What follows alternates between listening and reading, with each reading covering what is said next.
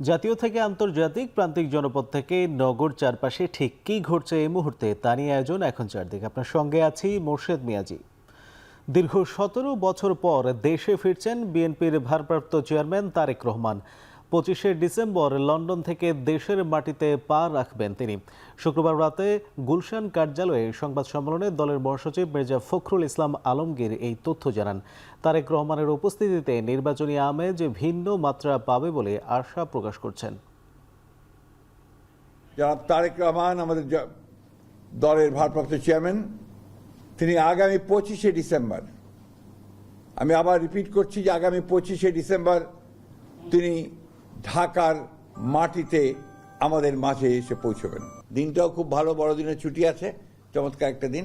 ইনশাআল্লাহ সেদিন তিনি এসে পৌঁছবেন। সেটা আপনি জানতে পারবেন কি বিএনপি কিছু করবে না, মানুষই আসবে। রাজধানীর এভার কেয়ারে চিকিৎসাধীন বিএনপি চেয়ারপারসন ও সাবেক প্রধানমন্ত্রী বেগম খালেদা জিয়ার শারীরিক অবস্থা আবারও অবনতি হয়েছে। সংকটাপন্ন অবস্থায় তাকে ভেন্টিলেশনে রেখে চিকিৎসা দেওয়া হচ্ছে বলে জানিয়েছেন চিকিৎসকরা। বুধবার চিকিৎসা সংক্রান্ত এই তথ্য জানিয়েছে তার জন্য গঠিত দেশি বিদেশি বিশেষজ্ঞদের সমন্বিত মেডিকেল বোর্ড। বোর্ড জানায়, দীর্ঘদিন ধরে লিভার, কিডনি, হৃদরোগ, ডায়াবেটিস, আর্থ্রাইটিস সহ বিভিন্ন দীর্ঘস্থায়ী জটিলতায় ভুগছেন খালেদা জিয়া। বাসায় অবস্থানকালে নভেম্বরের 23 তারিখে শ্বাসকষ্ট, কাশি ও জ্বর বেড়ে যাওয়ায় এভার কেয়ার হাসপাতালে ভর্তি করা হয়। পরবর্তীতে পরীক্ষা নিরীক্ষায় ফুসফুস, হৃদযন্ত্র ও কিডনিতে তীব্র অবনতি দেখা দেয়। ফলে তাকে কেবিন থেকে সরিয়ে দ্রুত ক্রিটিক্যাল কেয়ার ইউনিটে স্থানান্তর করা হয়।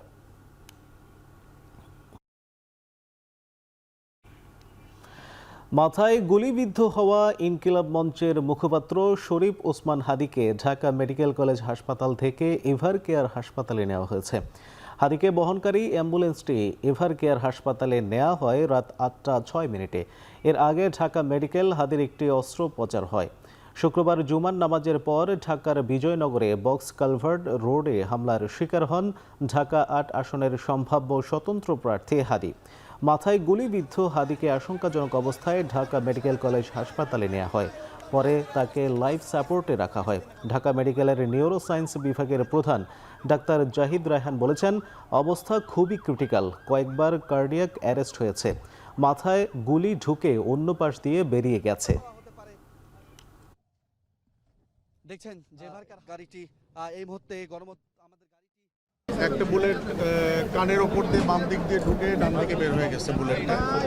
তো এটা মানে ম্যাসিভ ব্রেন ইনজুরি বলতে যা বোঝায় সেটাই। এবং ব্রেন স্টিম মগজের যে কাণ্ড, সেই কাণ্ডের পাশ দিয়ে বুলেটটা বের হয়ে গেছে, কাণ্ডেরও ইনজুরি হয়েছে। এখন ওনাকে কৃত্রিম শ্বাস প্রশ্বাসের মাধ্যমে ওনাকে আমরা বাঁচিয়ে রাখছি। তবে আসার কথা যেটা, যে সাইন অফ লাইফ যেটা বলে, জীবনের চিহ্ন, এটা ওনার ভেতরে এখনো আছে, এটা নিঃশেষ হয়ে যায় নাই। আমরা আশাবাদী। গুলিবিদ্ধ ওসমান হাদিকে ঢাকা মেডিকেল কলেজ হাসপাতাল থেকে নেওয়া হয়েছে এভার কেয়ার হাসপাতালে। এ নিয়ে জানাতে যুক্ত হচ্ছেন সহকর্মী মাহবুব হাসান রিপন। রিপন, জানাবেন ওসমান হাদির শারীরিক অবস্থার ব্যাপারে সবশেষ কি জানতে পেরেছেন এবং এভার কেয়ারে আসার পর তার নতুন কোনো তথ্য পেয়েছেন কিনা?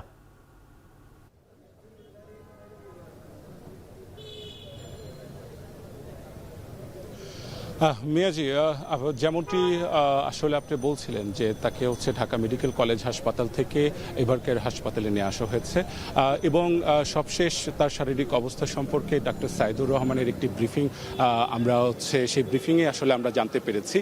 মূলত যে তথ্যটি আসলে আমরা জানতে পেরেছি সেটি হচ্ছে যে তিনি নিবিড় পর্যবেক্ষণে আছেন, এটি যেমন একটি বিষয়, এবং আরেকটি বিষয় হচ্ছে যে তার নিবিড় পর্যবেক্ষণে থাকার পাশাপাশি যে বিষয়টি ডক্টর সাইদুর রহমান তিনি ব্রিফিংয়ে বলেছিলেন যে সেটি হচ্ছে যে বাম কানের উপর দিয়ে বুলেটটি প্রবেশ করার পর সেটি ডান দিক দিয়ে বের হয়ে গেছেন।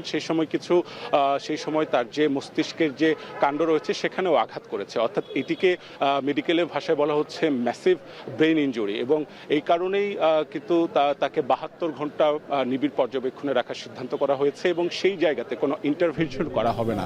অর্থাৎ রোগীর চিকিৎসার ক্ষেত্রে কোনো ধরনের পদক্ষেপ কিন্তু এই মুহূর্তে নতুন করে কোনো পদক্ষেপ নেওয়া হবে না, 72 ঘন্টা অবজারভেশনের পরে পরবর্তী সিদ্ধান্ত জানানো হবে।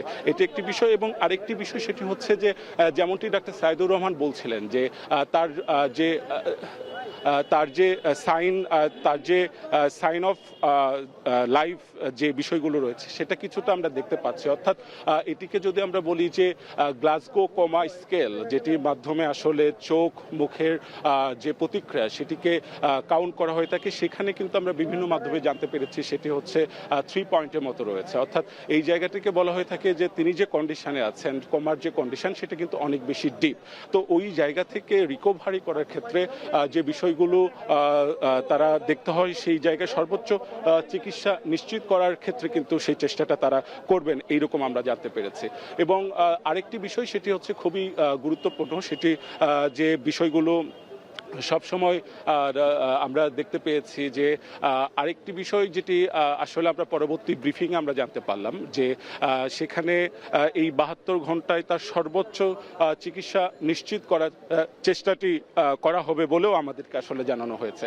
এবং তার বাইরে আমরা দেখেছি যে ইনকিলাব মঞ্চ থেকে তারা এসে ব্রিফিং করেছেন, তারা দেশবাসীর কাছে দোয়া প্রার্থনা করেছেন যাতে সকলে তার জন্য দোয়া করে। এবং ডাকসুর ভিপি তিনিও এসেছিলেন, তিনি এসেও কিন্তু কথা বলেছেন এবং বলেছেন যে ওসমান হাদি এই বিপ্লবের একটি অন্যতম কণ্ঠস্বর, কাজে ওসমান হাদির ক্ষেত্রে যাতে যে বিষয়টি রয়েছে সেটি যাতে হচ্ছে দেশবাসী দোয়া করে এবং তিনি ফিরে আসবেন এমনটি প্রত্যাশা করছে। তাই এই ছিল আমার কাছে সবশেষ। এভারকেয়ার হাসপাতাল থেকে ওসমান হাদির চিকিৎসার সবশেষ জানাচ্ছিলেন সহকর্মী মাহবুব হাসান রিপন। এদিকে ওসমান হাদিকে গুলির ঘটনায় তীব্র ক্ষোভ ও নিন্দা জানিয়েছেন বিএনপি, জামায়াত, এনসিপি সহ বিভিন্ন রাজনৈতিক দল ও ছাত্র সংগঠন। দ্রুত অপরাধীদের গ্রেপ্তারের পাশাপাশি নিরপেক্ষ ও স্বচ্ছ তদন্তের দাবি জানিয়েছেন তারা। এই ঘটনায় শনিবার বিক্ষোভ ও দোয়া কর্মসূচি ঘোষণা করেছে কয়েকটি সংগঠন। ইনকালাব মঞ্চের নেতা জনাব ওসমান হাদি, তাকে গুলি করা হয়েছে।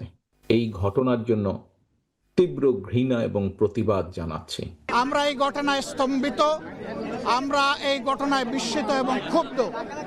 এই ঘটনা যে সমস্ত কাপুরুষরা ঘটিয়েছে আমরা তার তীব্র নিন্দা জানাই। যে সরকারের গোয়েন্দা সংস্থা কিছু করতে পারছে না। দেখেন দিনে দুপুরে রাজধানীতে এরকম একটা ঘটনা ঘটেছে। ওসমান হাদি জুলাইয়ের প্রতীকে পরিণত হয়েছে। এটা শুধু হাদির নিরাপত্তার প্রশ্ন নয়, এটা যারা গণ অভ্যুত্থানে অংশ নিচ্ছে তাদের প্রত্যেকেই কিন্তু নিরাপত্তা সংকটে আছে। ইনকিলাব মঞ্চের শরীফ ওসমান হাদিকে গুলির ঘটনায় বিভিন্ন সংগঠনের বিক্ষোভ মিছিলে উত্তাল ঢাকা। জামায়াত ইসলামের বিক্ষোভ মিছিল বাইতুল মোকাররম থেকে বিজয়নগর হয়ে নাইটিঙ্গেল মোড়ে গিয়ে শেষ হয়।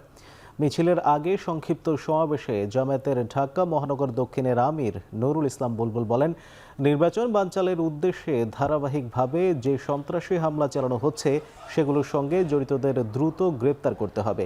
এদিকে সন্ধ্যায় ডাকসুর এজিএস মঈউদ্দিন খানের নেতৃত্বে বিক্ষোভ মিছিল করে ঢাবি শিক্ষার্থীরা। ডাকসু ভবন থেকে শুরু হয়ে মিছিলটি টিএসসি এলাকা প্রদক্ষিণ করে শেষ হয় ভিসি চত্বরে। রাতে প্রেস ক্লাব থেকে দৈনিক বাংলা মোড় পর্যন্ত বিক্ষোভ মিছিল বের করে ইসলামী ছাত্র শিবিরও। 24 ঘন্টার মধ্যে হামলাকারীদের গ্রেপ্তারের আলটিমেটাম দেয় সংগঠনটি।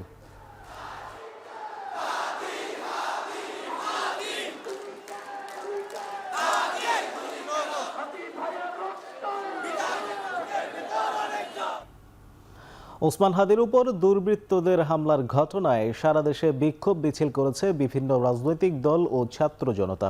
চট্টগ্রামে বীর চট্টলার ছাত্র জনতার ব্যানারে বিক্ষোভ মিছিল করেছে ছাত্র জনতা। বক্তারা অভিযোগ করেন, 5ই আগস্টের পর পলাতক ফ্যাসিস্ট গোষ্ঠী টার্গেট করে জুলাই যোদ্ধাদের হত্যার মিশনে নেমেছে। ময়মনসিংহে বিক্ষোভ মিছিল করেছে ইনকিলাব মঞ্চ সহ অন্যান্য ছাত্র সংগঠনের নেতাকর্মীরা।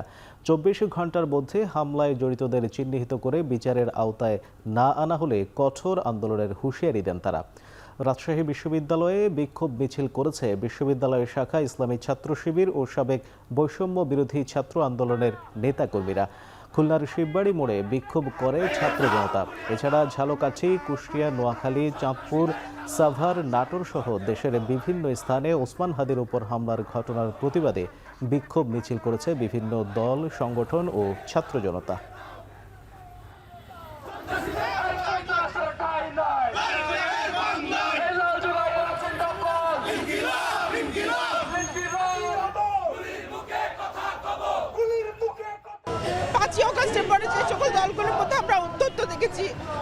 দলের কিন্তু দায় এখানে আছে।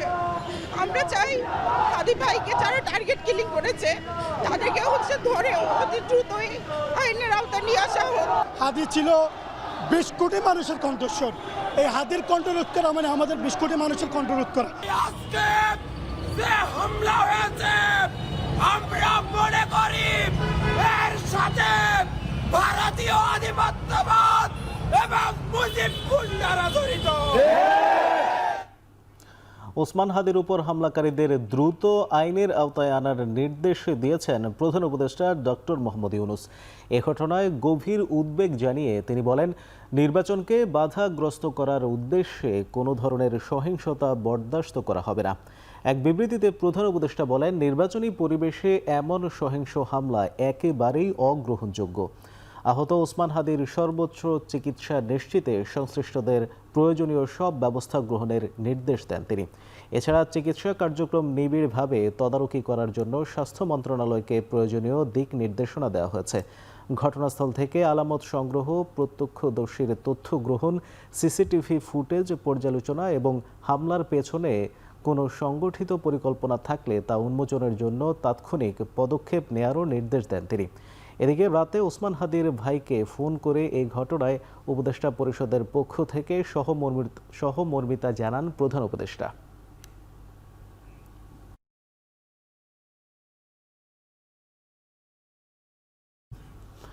ইনকিলাব মঞ্চের মুখপাত্র ওসমান হাদির উপর হামলাকারী দুর্বৃত্তদের গ্রেপ্তারে কাজ করছে ঢাকা মেট্রোপলিটন পুলিশ। শুক্রবার রাতে গণমাধ্যমে পাঠানো এক বিবৃতিতে এই তথ্য জানানো হয়।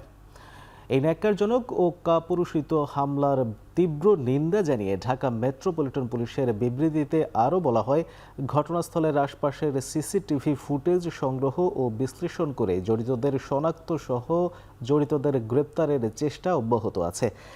থানা পুলিশের পাশাপাশি ঢাকা মহানগর গোয়েন্দা পুলিশ হামলাকারীদের গ্রেপ্তারে সন্দেহভাজন ব্যক্তি ও স্থানসমূহে তল্লাশি পরিচালনা করছে। এ ঘটনায় নগরবাসীকে আতঙ্কিত না হয়ে ঘটনায় জড়িতদের সম্পর্কে কোনো তথ্য থাকলে তা থানা অথবা 999-এর মাধ্যমে পুলিশকে জানানোর অনুরোধ করা হয় বিবৃতিতে। যারা ভারতীয় আধিপত্যবাদের বিরুদ্ধে কথা বলে তাদের ভয় দেখানোর জন্য হাদিকে গুলি করা হয়েছে বলে মন্তব্য করেছেন এনসিপির উত্তরাঞ্চলের মুখ্য সংগঠক সার্জিস আলম। শুক্রবার রাতে ইনকিলাব মঞ্চের মুখপাত্র শরীফ ওসমান বিন হাদিকে গুলির প্রতিবাদে পঞ্চগড়ে ছাত্র জনতার বিক্ষোভ মিছিলে একথা বলেন তিনি। সামনে শুধু ভোটের লড়াই নয়, যারা বাংলাদেশকে ধ্বংসের প্রচেষ্টা চালাচ্ছে তাদের বিরুদ্ধে লড়াই করতে হবে বলে জানান তিনি। যে ব্যক্তিটা প্রতিনিয়ত ফ্যাসিস্টের বিরুদ্ধে তার বউ কুচু করে প্রত্যেকটা মুহূর্তে কথা বলতো, এই গুলিটা চালানো হয়েছে যারা ফ্যাসিস্টের বিরুদ্ধে কথা বলতো তাদের বিরুদ্ধে। এই শরীফ ওসমান হাদি তার অভ্যুত্থানের পূর্ব থেকে অভ্যুত্থানের পর পর্যন্ত ভারতীয় আধিপত্যবাদের বিরুদ্ধে সেনা টান করে কথা বলে এসেছে। এই গুলিটা চালানো হয়েছে যারা ভারতীয় আধিপত্যবাদের বিরুদ্ধে কথা বলে তাদেরকে ভয় দেখানোর জন্য। গুলিবিদ্ধ ওসমান হাদির শারীরিক অবস্থা আগের চেয়ে কিছুটা উন্নতি হলেও এখনও সংকটাপন্ন অবস্থায় আছে বলে জানিয়েছেন ইনকিলাব মঞ্চের সদস্য সচিব আব্দুল্লাহ আল জাবের। এভারকেয়ার হাসপাতালে হাদির অবস্থার বিষয়ে ব্রিফিংয়ে এসব কথা বলেন তিনি। 24 ঘন্টার মধ্যে যারা ওসমান হাদির বুকে গুলি চালিয়েছে তাদেরকে গ্রেফতার করতে হবে। আমরা কোনোভাবেই শুনতে চাই না যে ওসমান হাদিকে যে গুলি করেছে সে অন্য কোনোভাবে মারা গেছে। আমরা জানতে চাই আইন শৃঙ্খলা বাহিনী তাকে গ্রেফতার করবে এবং এর পিছনে কারা কারা রয়েছে তাদেরকে খুঁজে বের করবেন। আমি এবং জাবের ভাই ছাড়া ইনকিলাব মঞ্চের হয়ে অন্য কারো কথা ইনকিলাব মঞ্চের স্টেটমেন্ট হিসেবে প্রচার করবেন না, এবং আমরা এখনো পর্যন্ত জানি না যেটা কে করেছে। আমরা কাউকেই সন্দেহের বাইরে রাখছি না। নির্বাচন বানচালের ষড়যন্ত্র হচ্ছে অভিযোগ করে নেতা কর্মীদের সতর্ক থাকার আহ্বান জানিয়েছেন বিএনপির ভারপ্রাপ্ত চেয়ারম্যান তারেক রহমান। রাজধানীর কৃষিবিদ ইনস্টিটিউটে দেশ গড়ার পরিকল্পনা কর্মসূচিতে ভার্চুয়ালি যুক্ত হয়ে কথা বলেন তিনি। এদিকে তফসিল ঘোষণার পরই নির্বাচন ঘিরে অশনি সংকেত দেখা যাচ্ছে বলে মন্তব্য করেন বিএনপি মহাসচিব মির্জা ফখরুল ইসলাম আলমগীর। যারা এই ঘটনার সুষ্ঠু তদন্ত করবে তাদেরকে আমাদের অবস্থান থেকে সহযোগিতা করার কোনো স্কোপ সুযোগ যদি থাকে আমরা আমাদের সর্বোচ্চ সহযোগিতা করব, যাতে করে তারা প্রকৃত যে দোষী ব্যক্তি তাদেরকে খুঁজে বের করে দেশের আইন অনুযায়ী তাদেরকে শাস্তি প্রদান করতে পারে। 16ই ডিসেম্বর পূর্বের মতোই আমরা যে কর্মসূচি দেই, সকাল 7টার মধ্যে সাভার জাতীয় স্মৃতিসৌধে আমাদের দলের জ্যেষ্ঠ নেতৃবৃন্দ সেখানে উপস্থিত হবেন এবং স্মৃতিসৌধে পুষ্পমাল্য অর্পণ করে শ্রদ্ধার্ঘ্য নিবেদন করে আমরা ফিরে আসব। ঢাকায় ফিরে এসে মহান স্বাধীনতার ঘোষক শহীদ রাষ্ট্রপতি জিয়াউর রহমানের মাজারে পুষ্পার্ঘ্য অর্পণ করব এবং ফাতিহা পাঠ করব। 2009 থেকে 2024 পর্যন্ত সংক্ষিপ্ত ইতিহাস বললাম যে পথ পরিক্রমায় আমরা এসেছি। রক্তের সোপান মাড়িয়ে আমরা ছাত্রগণ অভ্যুত্থানের মধ্য দিয়ে গণতন্ত্রের বিজয় ছিনিয়ে এনেছি। আপনার একজন প্রার্থীকে গুলি করা হয়েছে 8 নম্বরে ঢাকার 8-এর মধ্যে, হাদি সাহেব, ইনসাফ পার্টির প্রার্থী বোধহয়। আমি তীব্র নিন্দা জানাচ্ছি এবং আমি একটা অশনি সংকেত দেখতে পাচ্ছি যে নির্বাচনকে বানচাল করার জন্য আমরা এই তীব্র নিন্দা জানাচ্ছি এবং অবিলম্বে প্রকৃত দোষীকে খুঁজে বের করে নিয়ে আইন আয়ত্তে আনার জন্য দাবি জানাচ্ছি। তফসিল ঘোষণায় অনেকে ভারাক্রান্ত হলেও স্বাগত জানাতে বাধ্য হয়েছে বলে মন্তব্য করেছেন বিএনপির স্থায়ী কমিটির সদস্য সালাউদ্দিন আহমেদ। বলেন, গণতন্ত্রের স্থায়ী যাত্রার সফল ঘোষণা তফসিলের মধ্য দিয়ে ঘটেছে। শুক্রবার সকালে রাজধানীর কৃষিবিদ ইনস্টিটিউটে বিএনপি আয়োজিত দেশ গড়ার পরিকল্পনা শীর্ষক আলোচনা সভায় এসব মন্তব্য করেন তিনি। বলেন, 24-এর গণ অভ্যুত্থান শুধুমাত্র 36 দিনের বৈষম্য বিরোধী আন্দোলনের ফসল নয়, এটি 15.5 বছরের সমষ্টিগত ফল। 71-এর চেতনা নিয়ে যারা রাজনীতি করতে চেয়েছিল তারা ব্যর্থ হয়েছে। তিনি আরও বলেন, ধর্ম বিক্রি করে নয়, পরিকল্পনা নিয়ে নির্বাচন করতে চায় বিএনপি। এ সময় বুদ্ধিজীবী দিবস ও বিজয় দিবস উপলক্ষে আলোচনা সভা সহ 3 দিনের বিশেষ কর্মসূচি ঘোষণা করেন দলের জ্যেষ্ঠ যুগ্ম মহাসচিব রুহুল কবির রেজভী। আমাদেরকে গণতন্ত্রের উত্তরণ হতে হবে। সেই গণতান্ত্রিক উত্তরণের একটি সফল ঘোষণা গতকালকে হয়েছে, যেটাকে আমরা তফসিল বলছি, নির্বাচনী তফসিল। এই তফসিলে অনেককে ভারাক্রান্ত হয়েছে, কিন্তু স্বাগত জানাতে বাধ্য হয়েছে। আমরা স্বাগত জানিয়েছি, সন্তুষ্টি প্রকাশ করেছি। আমরা কখনো ধর্মের নামে রাজনীতিতে বিভক্তি আনতে চাই না, করব না। একটি দল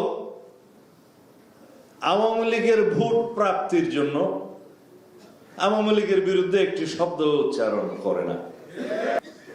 আওয়ামী লীগের ভোট টানার জন্য তাদের যে ভূমিকা সেটা জনগণের সামনে উন্মোচন করেছে।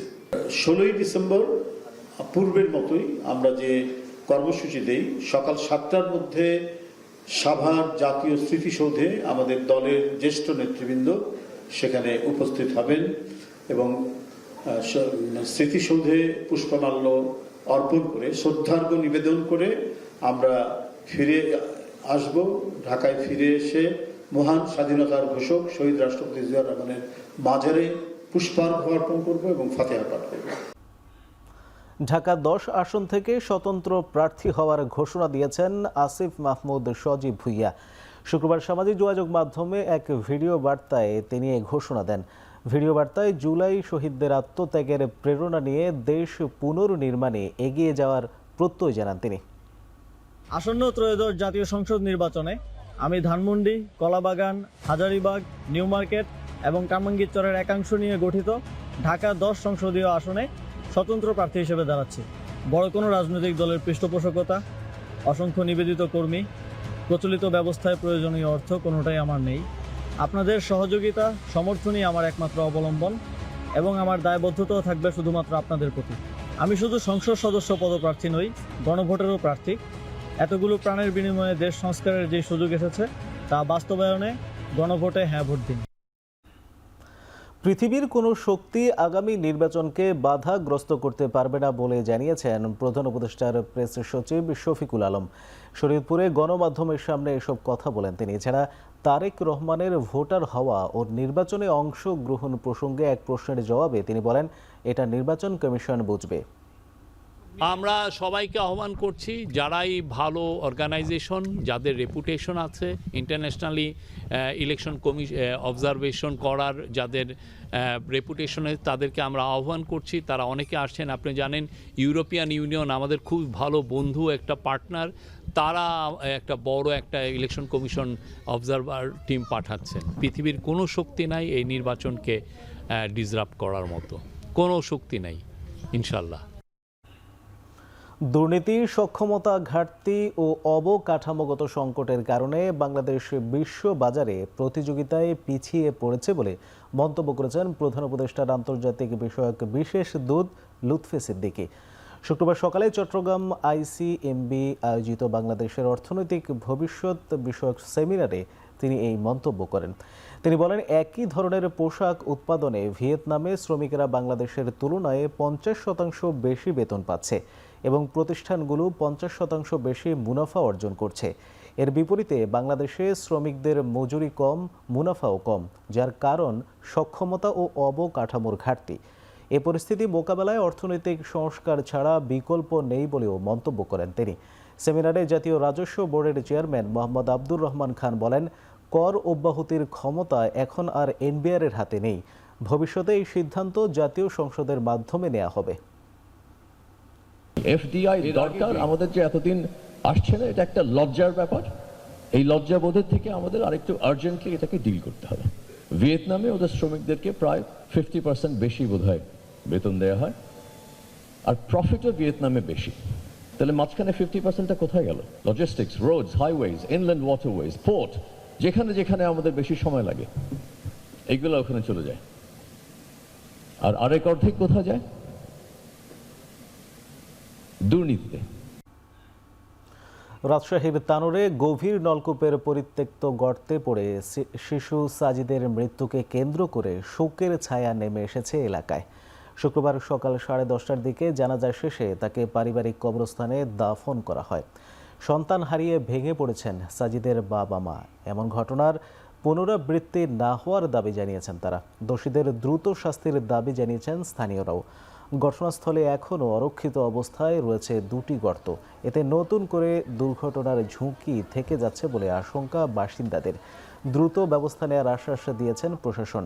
তবে এর আগে বৃহস্পতিবার রাতে 33 ঘন্টার অভিযান চালিয়ে 50 ফুটেরও বেশি গভীর থেকে ওই গর্ত থেকে উদ্ধার করা হয় সাজিদের দেহ। বুধবার দুপুরে বাড়ির পাশের পরিত্যক্ত গর্তে পড়ে যায় শিশুটি।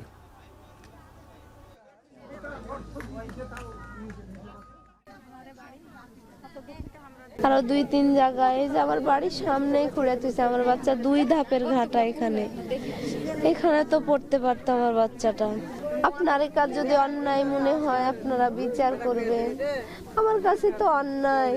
যখন বলেছে জীবিত তখন হয়তো মনটা একটু ভালো হয়েছিল, কিন্তু যখন আমি গাড়িতে নিছি বাচ্চাটারে, আমি সাথে গেছিলাম, আমার ওখানে বাচ্চার চেহারা দেখে, চোখ দেখে আমার ওখানে বুঝছিলাম যে বাচ্চা নাই।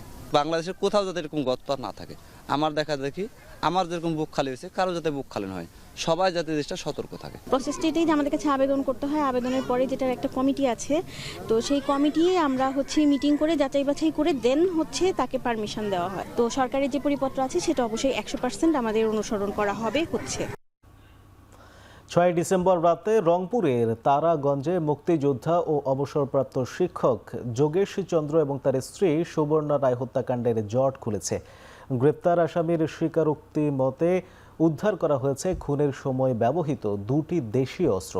পুলিশ জানায়, জোড়া খুনের ঘটনায় সংগঠিত করার পর নিজ বাড়িতেই অবস্থান করছিলেন খুনি।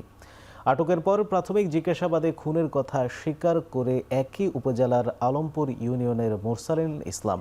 হত্যাকাণ্ড সংগঠিত করার কয়েকদিন আগে মৃত যোগেশ চন্দ্রের বাড়িতে রাজমিস্ত্রির কাজ করছিল মোরসালিন। এ সময় সেই বাড়িতে নগদ অর্থ আছে বলে অনুমান করে সে। পরে নিজের ধার দেনার পরিশোধের জন্য 8,000 টাকা চুরি করতে দেয়াল টপকে বাসায় প্রবেশ করে মোরসালিন। আলমারি ভেঙে টাকা না পেয়ে শোবার ঘরে যোগেশ চন্দ্রকে ও রান্নাঘরে কুপিয়ে খুন করা হয় সুবর্ণা রায়কে। ক্লুলেস এই হত্যাকাণ্ডের রহস্য উদ্ঘাটনের জন্য তদন্ত শুরু করে পুলিশ। 5 দিন পর আসামি আটক, খুনের ঘটনায় ব্যবহৃত অস্ত্র উদ্ধার করল পুলিশ। বাড়ির ভিতরে থাকা আম গাছ বেয়ে উঠে ঘরের ছাদ দিয়ে টিনের উপর দিয়ে সে নেমে ওই পাশে কাঁঠাল গাছ আছে, কাঁঠাল গাছ থেকে নেমে যায়। নেমে চলে যাওয়ার সময় তার হাতে থাকা যে কুড়াল দিয়ে দুইজনকে কুপিয়ে হত্যা করে, সেই কুড়ালটি ওই মজা পুকুরের ভিতরে ফেলে দেয়। তার ওই যে ধার দেনা পরিশোধের জন্য সে চাপে পড়ে পরিশোধ করার জন্য, তো তা কোনো উপায়ন্তর না পেয়ে তখন তার বাড়িতে থাকা ওই কুড়ালটা, যে কুড়ালটা দিয়ে হত্যা করা হয়েছে, সেই কুড়ালটা নিয়ে সেই কাজটা করে। মজলুম জননেতা মাওলানা আব্দুল হামিদ খান ভাসানীর 145তম জন্মবার্ষিকী উপলক্ষে টাঙ্গাইলে বিভিন্ন কর্মসূচি পালন করা হচ্ছে। শুক্রবার সকাল 9টায় সন্তোষে তার মাজারে পরিবার ও বিশ্ববিদ্যালয়ের পক্ষ থেকে শ্রদ্ধাঞ্জলি জানান নাতি হাসরত খান ভাসানী, আজাদ খান ভাসানী ও প্রক্টর অধ্যাপক ডক্টর মোহাম্মদ ইমাম হোসেন। এছাড়াও বিভিন্ন সংগঠনের পক্ষ থেকে র্যালি ও শ্রদ্ধাঞ্জলি জানানো হয়। এদিকে ভাসানীর হাতে প্রতিষ্ঠিত বিভিন্ন শিক্ষা প্রতিষ্ঠান সংরক্ষণ এবং ভাসানী চত্বর করার দাবিতে মানববন্ধন কর্মসূচি পালন করা হয়। অপরদিকে বাদ জুমা দোয়া মাহফিলের আয়োজন করা হয়। আগামীতে শোষণ, বৈষম্যহীন ও বাসযোগ্য রাষ্ট্র গঠনে ভাসানীর আদর্শ করার দাবি জানান তারা। 1880 সালের 12ই ডিসেম্বর সিরাজগঞ্জের ধানগড়া পল্লীতে জন্মগ্রহণ করেন এই মহান নেতা।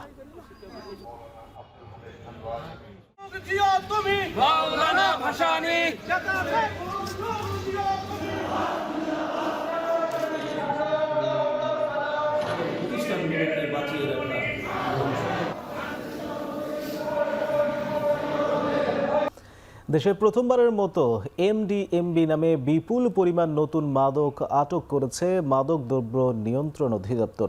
সংবাদ সম্মেলন করে মাদক দ্রব্য নিয়ন্ত্রণ অধিদপ্তরের মহাপরিচালক মোহাম্মদ মারুফ হাসান জানান, সিগারেটের বৈধতার আড়ালে এই মাদক ব্যবহার করত সেবনকারীরা। চোরা কারবারিরা এই মাদক মালয়েশিয়া থেকে সংগ্রহ করত, এরপর ফেসবুক ও হোয়াটসঅ্যাপে প্রাইভেট গ্রুপ তৈরি করে বিক্রি করত। সমাজের ধনী শ্রেণীর উঠতি যুবকরা এই মাদকে বেশি আকৃষ্ট হয়ে পড়েছে বলে জানান তিনি। আমরা যখন একটা গোষ্ঠী পাথরের মূর্তি উদ্ধার করি তখন আমরা বলি 2025 সালে 23 ডিসেম্বর গোপন সংবাদের ভিত্তিতে মাদকদ্রব্য নিয়ন্ত্রণ অধিদপ্তরের ধানমন্ডি সার্কেলের একটি বিশেষ অভিযানে হাজারীবাগ থানার রায়ের বাজার সুলতানগঞ্জ শাহ আলী গলি এলাকা থেকে মোহাম্মদ ইলিয়াস হাওলাদার নামে এক মাদক ব্যবসায়ীকে গ্রেপ্তার করা হয়।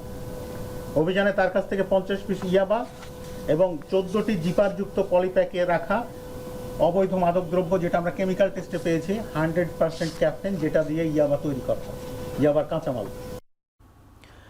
ইনকিলাব মঞ্চের মুখপাত্র শরীম ওসমান হাদির উপর হত্যার উদ্দেশ্যে হামলার প্রতিবাদে বিক্ষোভ মিছিল হয়েছে নিউ ইয়র্কে। এতে বক্তারা হামলাকারীকে দ্রুত গ্রেপ্তার ও জুলাই যোদ্ধাদের নিরাপত্তার দাবি জানিয়েছেন। স্থানীয় সময় শুক্রবার সকালে নিউ ইয়র্কের জ্যাকসন হাইটসের ডাইভার্সিটি প্লাজায় বিক্ষোভের আয়োজন করা হয়। এতে অংশ নেন সাংবাদিক রওশন হক, এনসিপির মুখ্য সংগঠক হাসান সিদ্দিক, কেন্দ্রীয় সদস্য তৌহিদ তানজিম সহ আরও অনেকে। বক্তারা বলেন, হাদির উপর হামলা ছিল পূর্ব পরিকল্পিত। দ্রুত হামলাকারীদের আইনের আওতায় আনা এবং জুলাই আন্দোলনকারীদের নিরাপত্তা নিশ্চিত করার দাবিও জানান বিক্ষোভকারীরা।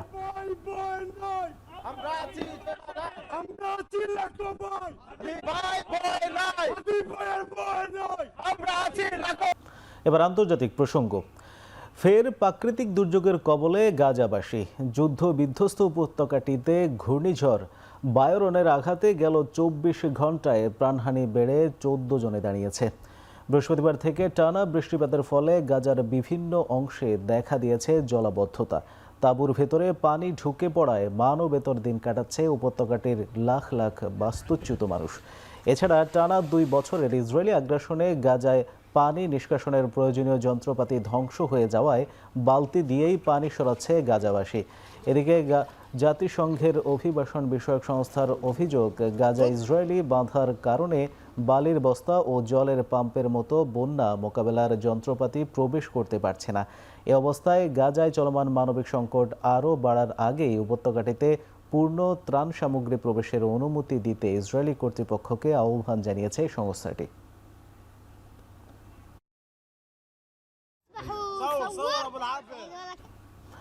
এদিকে ব্রাজিলের সাও পাউলোতে সাইক্লোনের আঘাতের পর থেকে এখনও বিদ্যুৎ সংযোগ বিচ্ছিন্ন 15 লাখ স্থাপনা। বাতিল হয়েছে প্রায় 400 ফ্লাইট। বিপুল সংখ্যক গাছপালা শেকড় উপড়ে এবং বৈদ্যুতিক খুঁটি ভেঙে পড়েছে। বিচ্ছিন্ন রয়েছে পানি সরবরাহ ব্যবস্থাও। বুধবার ঘন্টায় 98 কিলোমিটার বেগে বাতাসের গতিতে বিদ্যুৎ সংযোগ বিচ্ছিন্ন হয়ে পড়েছিল প্রায় 20 লাখ মানুষ। বৃহস্পতিবার সকাল পর্যন্ত 5 লাখ স্থাপনায় বিদ্যুৎ সরবরাহ শুরু হয়। নগরীর অভ্যন্তরীণ ও আন্তর্জাতিক বিমানবন্দরে বৃহস্পতিবার থেকে কার্যক্রম স্বাভাবিক হয়েছে।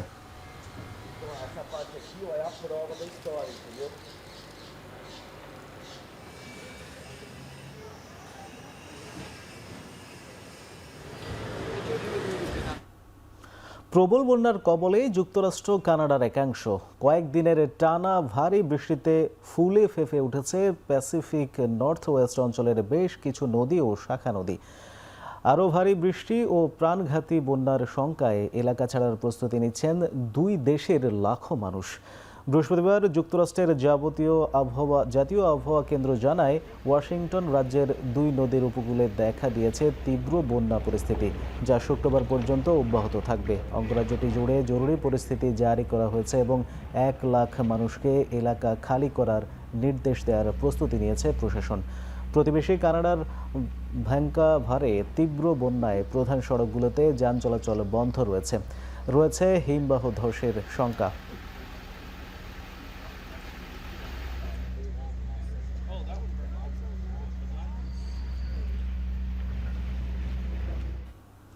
যুক্তরাষ্ট্রের ক্যালিফোর্নিয়া অঙ্গরাজ্যে প্রচণ্ড বিস্ফোরণে আহত হয়েছেন অন্তত 6 জন। এ সময় ব্যাপক ক্ষয়ক্ষতি হয় বেশ কয়েকটি আবাসিক ভবনে। ভিডিও ফুটেজে দেখা যায় ক্যালিফোর্নিয়ার হ্যাওয়ার্ডে হুট করেই বিকট শব্দে বিস্ফোরণ ঘটে।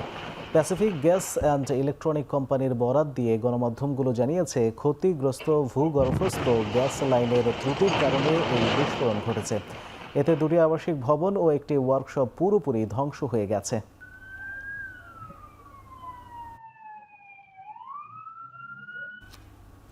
অস্ট্রেলিয়ায় শিশুদের সামাজিক মাধ্যম ব্যবহারের নিষেধাজ্ঞার বিরুদ্ধে হাইকোর্টে চ্যালেঞ্জ জানিয়েছে রেডিট।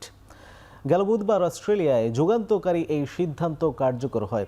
নতুন আইনে 16 বছরের কম বয়সীদের সোশ্যাল মিডিয়া প্ল্যাটফর্ম অ্যাকাউন্ট খোলা নিষিদ্ধ করা হয়েছে, যেগুলোর মধ্যে ফেসবুক, ইউটিউব, রেডিট সহ 10টি সামাজিক মাধ্যম রয়েছে। রেডিট আপাতত নিষেধাজ্ঞা মেনে চলছে, তবে নীতিটির গোপনীয়তা নিয়ে প্রশ্ন তুলেছে প্রতিষ্ঠানটি। এটিকে তারা রাজনৈতিক সিদ্ধান্ত বলছে। রেডিটের দাবি, যুব সমাজের সুরক্ষায় অস্ট্রেলিয়ান সরকারের আরও কার্যকর উপায় ছিল। এর আগে 2 অস্ট্রেলিয়ান কিশোরও এ বিষয়ে হাইকোর্টে চ্যালেঞ্জ জানিয়েছে।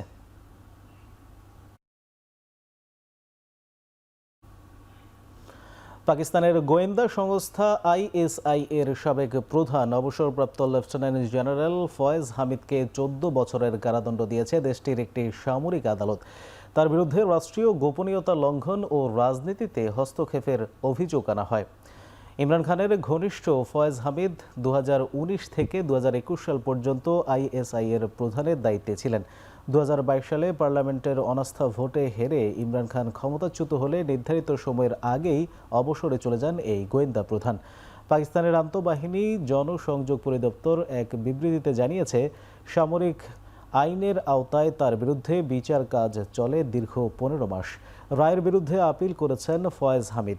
দেশটিতে এর আগে কখনোই ISI এর কোনো প্রধানের সামরিক আদালতে বিচার করা হয়নি।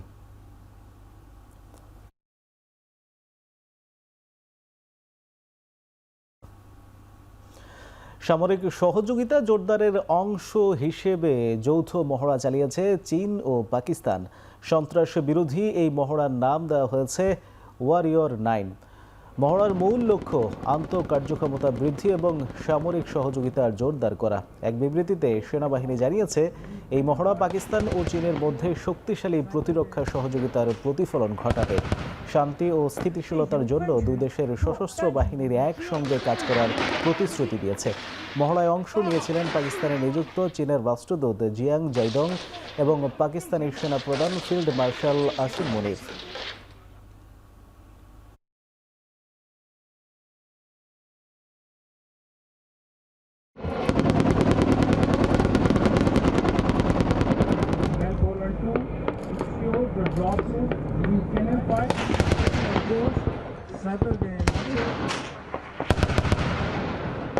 行分群或单群攻击，使用生物反应爆发武器。8号4方案码，主将正前方进行飞行。 ইংল্যান্ডের ব্রিস্টল শহরের একটি ভবন থেকে চুরি হয়েছে জাদুঘরের জন্য সংরক্ষিত 600-র বেশি বহুমূল্যের শিল্পকর্ম। ব্রিটিশ পুলিশ বৃহস্পতিবার জানায় চুরির এ ঘটনা ঘটে গত 25শে সেপ্টেম্বর ভোরে। 2.5 মাস ধরে গোপন রাখা হয় চুরির খবর। চুরিকৃত শিল্পকর্মগুলো ব্রিটিশ সাম্রাজ্য ও কমনওয়েলথের সঙ্গে সম্পৃক্ত। ব্রিস্টল মিউজিয়াম এসব নিদর্শন সংগ্রহ করলেও সাথে সাথে জাদুঘরে নেওয়া হয়নি সেগুলো। চুরির সঙ্গে অন্তত 4 ব্যক্তি জড়িত বলে সিসিটিভি ফুটেজের ভিত্তিতে প্রাথমিকভাবে ধারণা করা হচ্ছে। তাদের পরিচয় শনাক্তের চেষ্টা করছে পুলিশ। গেল অক্টোবরে প্যারিসে বিশ্বের সবচেয়ে দর্শনার্থী প্রিয় লুভর মিউজিয়ামেও ডাকাতির ঘটনা ঘটে।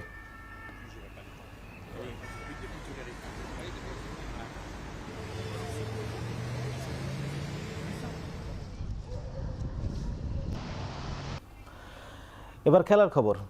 বিশ্বকাপ ফুটবলের মাস 6 আগে টিকিটের হালনাগাদকৃত মূল্য প্রকাশ করেছে ফিফা। জানিয়ে অসন্তোষ জানিয়েছেন ফুটবল ভক্তরা।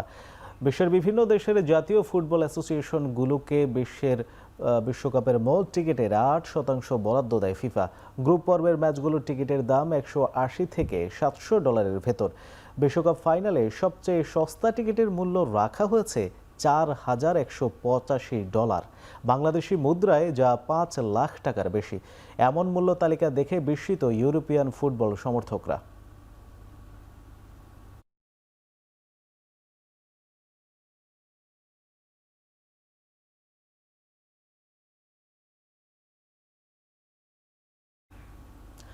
জ্যাকব ডাফির দুর্দান্ত বোলিংয়ে মাত্র 3 দিনেই ওয়েলিংটন টেস্টে জয় তুলে নিয়েছে নিউজিল্যান্ড। সফরকারী ওয়েস্ট ইন্ডিজকে 9 উইকেটের বড় ব্যবধানে হারিয়েছে ব্ল্যাক ক্যাপরা। দ্বিতীয় দিনে 2 উইকেটে 32 রানে দিন শেষ করেছিল ওয়েস্ট ইন্ডিজ। কিন্তু তৃতীয় দিনে ডাফির আগুন ঝরানো বোলিংয়ে 96 রান তুলতেই 8 উইকেট হারিয়ে ফেলে ক্যারিবিয়ানরা। ক্যারিয়ারের দ্বিতীয় ম্যাচে এসেই দ্বিতীয়বার ফাইফার তুলে নেন ডাফি। অভিষিক্ত মিচেল রায় তুলে নেন 3 উইকেট। আর তাতেই ওয়েস্ট ইন্ডিজ অল আউট হয় মাত্র 128 রানে। চতুর্থ ইনিংসে ম্যাচ জয়ের জন্য নিউজিল্যান্ডের সামনে টার্গেট ছিল মোটে 56 রানের। স্বল্প টার্গেটে ব্যাট করতে নেমে ট্রাম লাইথামের উইকেট হারালেও সহজেই জয় পেয়ে যায় নিউজিল্যান্ড। এই জয়ের পর 3 ম্যাচের সিরিজে 1-0 ব্যবধানে এগিয়ে গেল কিউইরা। মাউন্ট মঙ্গানোয় অনুষ্ঠিত হবে সিরিজের শেষ টেস্ট।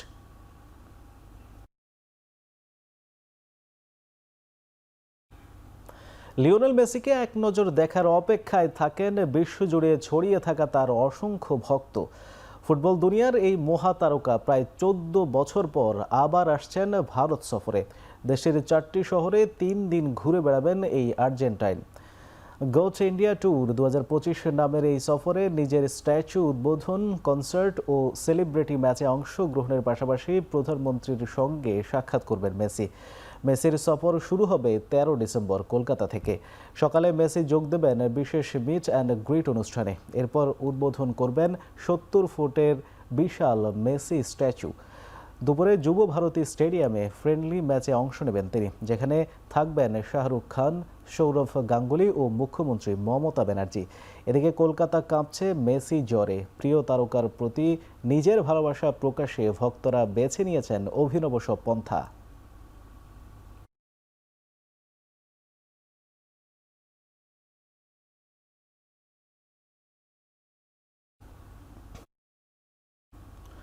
নিজেদের ইতিহাসে সর্বোচ্চ দেনার দায়ে আটকা পড়েছে ইংলিশ প্রিমিয়ার লিগের রেকর্ড 20 বারের চ্যাম্পিয়ন ম্যানচেস্টার ইউনাইটেড। রেড ডেভিলদের মোট দেনার পরিমাণ $100 কোটি ছাড়িয়ে গিয়েছে। নতুন বছরের প্রথম ত্রৈমাসিক হিসেবে ম্যানচেস্টার ইউনাইটেডের এমন আর্থিক অবস্থান উঠে আসে। সেপ্টেম্বর পর্যন্ত হিসেবে জানানো হয় ক্লাবের ঋণ $64 কোটি 40 লাখ। তবে ক্রেডিট ফ্যাসিলিটি থেকে মোট অঙ্কের খরচ করায় ক্লাবের মোট দেনা $1 বিলিয়ন ছাড়িয়ে যায়। চলতি মৌসুমে মাঠে নিজেদের ফর্ম ফেরাতে 23 কোটি পাউন্ডের বেশি খরচ করেছে রেড ডেভিলরা। সেই সঙ্গে নিজেদের হোম ভেন্যু ওল্ড ট্রাফোর্ডেও বড় রকমের সংস্কার পরিকল্পনা করছে ক্লাব কর্তৃপক্ষ। সব মিলিয়ে বড় রকমের দেনা এখন ম্যানচেস্টার ইউনাইটেডের সঙ্গেই।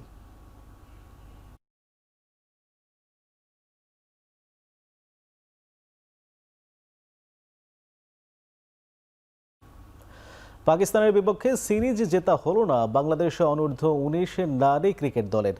শুক্রবার কক্সবাজারে সিরিজের পঞ্চম ও শেষ টি-20তে পাকিস্তান অনূর্ধ্ব-19 নারী দলের কাছে 6 উইকেটে হেরেছে বাংলাদেশ অনূর্ধ্ব নারী দল। টস হেরে ব্যাটে নেমে মাত্র 84 রানে অল আউট হয় বাংলাদেশ। সাদিয়ার ব্যাট থেকে আসে সর্বোচ্চ 27 রান। দ্বিতীয় সর্বোচ্চ রান করেন ওপেনার সুমাইয়া আক্তার ও হাবিবা ইসলাম। রান তাড়ায় 16 রানেই 2 উইকেট হারিয়ে ফেলে পাকিস্তান। তবে ওপেনার কোমল খানের 25, আকসা হাবিবের 21 ও ফিজ্জা ফিয়াজের অপরাজিত 21 রানের ইনিংসে 17 ওভারে 4 উইকেট হারিয়ে লক্ষ্যে পৌঁছে যায় পাকিস্তান। 16 রানে 3 উইকেট নিয়ে ম্যাচ সেরা বারিয়া সাইফ। 5 ম্যাচের সিরিজ 3-2 ব্যবধানে হারল স্বাগতিকেরা। অথচ তৃতীয় ম্যাচ শেষে সিরিজে 2-1 ব্যবধানে এগিয়ে ছিল বাংলাদেশ, কিন্তু টানা 2 হারে পারেনি বাংলাদেশ অনূর্ধ্ব-19 নারী দল। কিশোরগঞ্জের পাকুন্দিয়ায় শান্তিপূর্ণ নির্বাচন নিশ্চিতে অনুষ্ঠিত হয়েছে সম্প্রীতির মিনি ম্যারাথন, যেখানে অংশ নেন বিভিন্ন রাজনৈতিক দলের সংসদ সদস্য মনোনীত প্রার্থীরা। শুক্রবার সকালে পাকুন্দিয়ার বাইপাস সড়কে আয়োজন করা হয় মিনি ম্যারাথন। পিস ফ্যাসিলিটেটর গ্রুপের উদ্যোগে এই ম্যারাথনে অংশ নেন কিশোরগঞ্জ 2 আসনের জামায়াতে ইসলামী, বিএনপি, ইসলামী আন্দোলন বাংলাদেশ, খেলাফত মজলিস, গণ অধিকারের প্রার্থী, সমর্থক ও নেতাকর্মীরা। এ সময় তারা জানান, রাজনৈতিক প্রতিদ্বন্দ্বিতা থাকলেও নির্বাচন যেন সংঘাত মুক্ত থাকে, এই প্রত্যয় থেকেই এই আয়োজন।